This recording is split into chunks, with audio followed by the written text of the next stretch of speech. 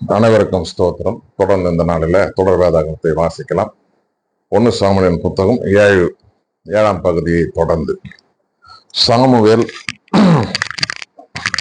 இஸ்ரவேலரை ஆளுதல்.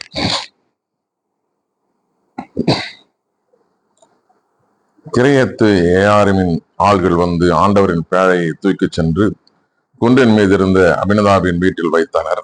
ஆண்டவரின் பேழையை காக்கும்படி அவன் மகன் எலையாசரை திருநிலைப்படுத்தினர். பேழை கிரியத்து ஏயாரிமில் பல நாள் தங்கியது. 20 ஆண்டுகள் ஆயின. இஸ்ரேல் வீட்டார் அனைவரும் ஆண்டவரை நினைத்து புலம்பிக் கொண்டிருந்தனர்.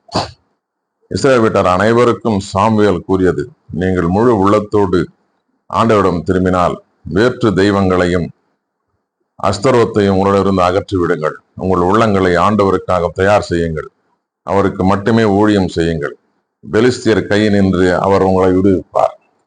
இஸ்ரேல் மக்கள் பாகால்களையும் அஸ்தரோத்தையும் விலக்கி விட்டு ஆண்டவருக்கு மட்டும் ஊழியம் செய்தார்கள். மேலும் சாமுவேல் இஸ்ரேலர் அனைவரையும் மிஸ்பாவில் ஒன்று கூட்டுங்கள், உங்களுக்காக நான் ஆண்டவரிடம் மன்றாடுவேன் என்றார்.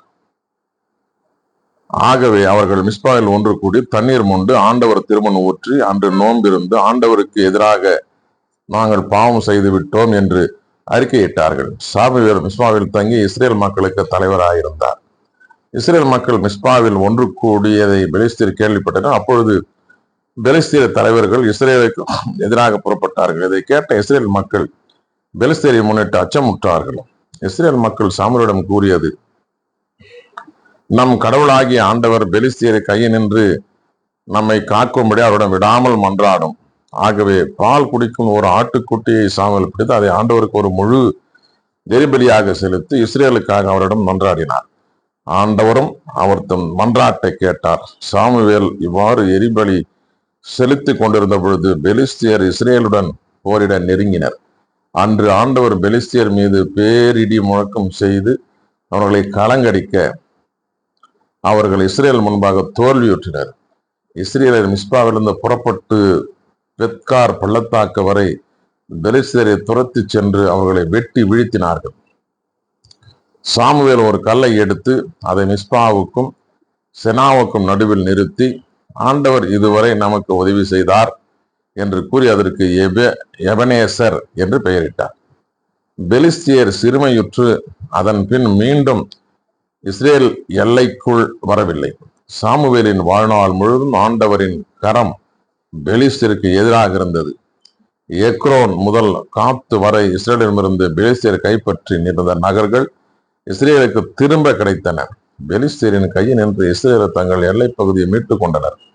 மேலும் இஸ்ரேலருக்கும் எமோரியருக்கும் இடையே அமைதி நிலவிற்று. சாமுவேல் தன் வாழ்நாள் முழுவதும் இஸ்ரேலுக்கு தலைவராக இருந்தார். அவர் ஆண்டுதோறும் சுற்றுப்பயணம் செய்து பெத்தேல், கில்கால், மிஸ்பா ஆகிய இடங்களில் எல்லாம் இஸ்ரேலருக்கு நீதி வழங்கினார். பின்பு அவர் தம் வீடு இருந்த ராமாவுக்கு திரும்பி அங்கேயும் இஸ்ரேலருக்கு நீதி வழங்கினார். அங்கே ஆண்டவருக்கு ஒரு பலிபீடம் எழுப்பினார். வாசிக்க தெரிந்து கொள்ளப்பட்ட 1 சாமுவேல் 7ஆம் பகுதி வாசித்து முடிந்தாயிற்று. கடவுளுக்கு மகிமையும் மாட்சிமையும் உரித்தாக தொடர்ந்து நாம் இந்த தொடர் வேதாகமத்தை இணைந்திருப்போம்.